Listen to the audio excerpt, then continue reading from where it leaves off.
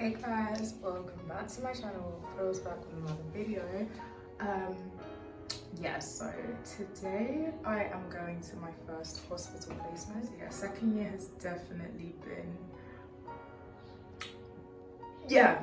like when people say second year is the hardest year, like I understand, do you know what I mean? But I guess today is like a more chill, more positive day. So basically what's happened is they've given us a hospital placement and they put us all in like different specialities, and like we're rotated between different hospitals. So we were rotated between UCL Hospital or UCLH, the Royal Free Hospital and the Whittington Hospital.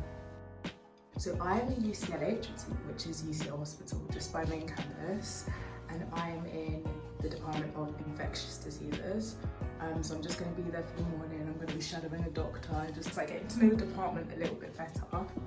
So I've literally just finished to get ready. They said to come like smartish, so I thought let me just wear like a blazer and like, do you know what I mean, just hospital wear and like, you know the vibes.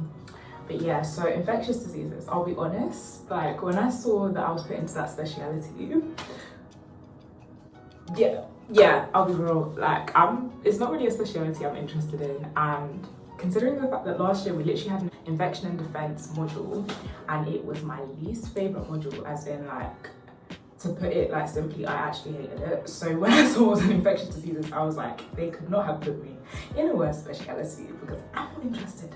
But I'm trying to see the positives. I'm like, maybe I'll go there and I'll be like, wow, I'll learn things that I didn't know, and it will inspire me, and I'll be like, okay, this module or this like section isn't as bad as I thought. Or on the contrary, it might be a thing where I'm like, I was right, I didn't like this, and I can just cancel it off of something I'm not interested in, or something I just didn't want to do.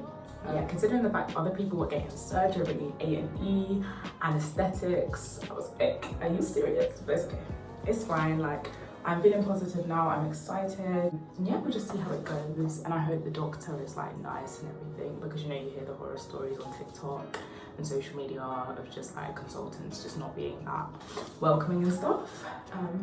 But yeah, just giving you guys a little fit check. The blazer, everything. I can't lie, all my like loafers are at home, so I just have to wear trainers. So I ate my 2 slices of bread and made my way to UCL Hospital, which was about a 20-minute walk from my flat.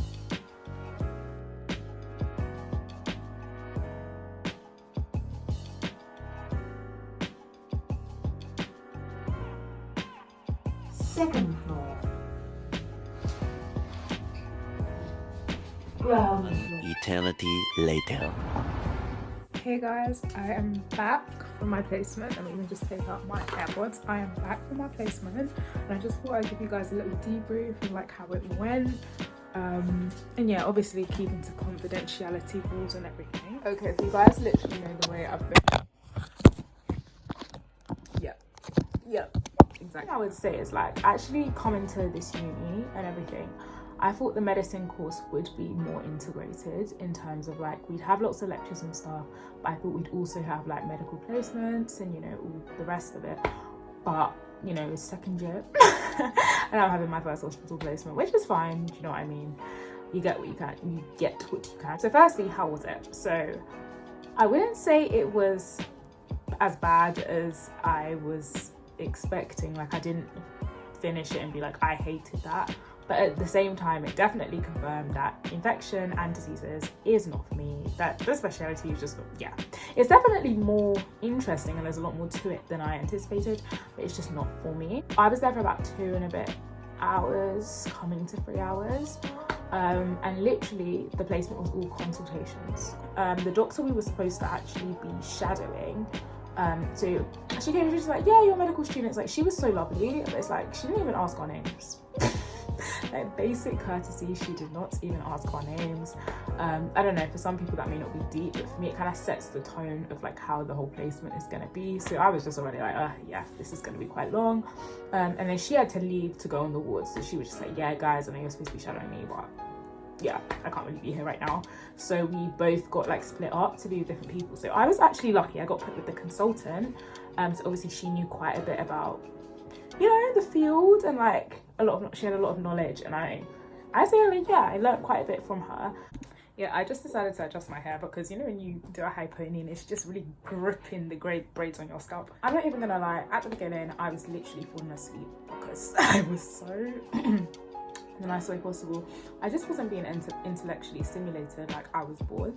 Speaking to patients, it was nice to like see that doctor-patient relationship and see that dynamic.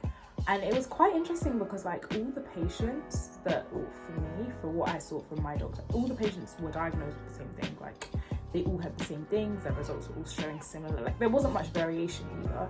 So I guess there wasn't really that much excitement. The most interesting thing about the placement actually was the fact that, okay, so we were in, as I said previously, the infectious diseases clinic, right? And a lot of patients that come are refugees or asylum seekers, and due to this, a lot of them actually can't speak English because it's not their first language.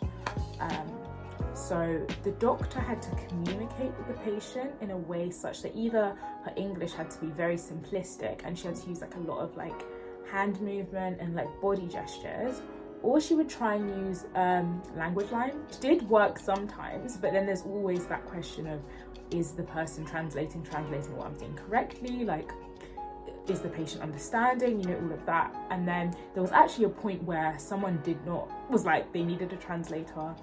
Language line was called. They just didn't have a translator for that language available at that time. And the wait to get a translator for that language was about 4 hours. And the doctor was just kind of stuck because it was like, okay, this person can't speak English and we have not got a translator and I need to have this consultation. And I was just thinking like, big NHS, like language should not be about.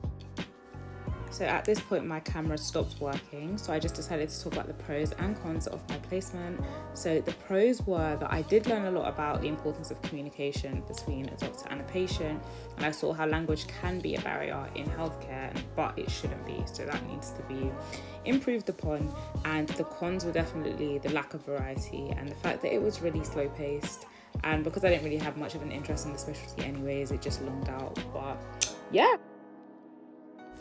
thank you guys so much for watching, and I apologize for the abrupt ending to this video.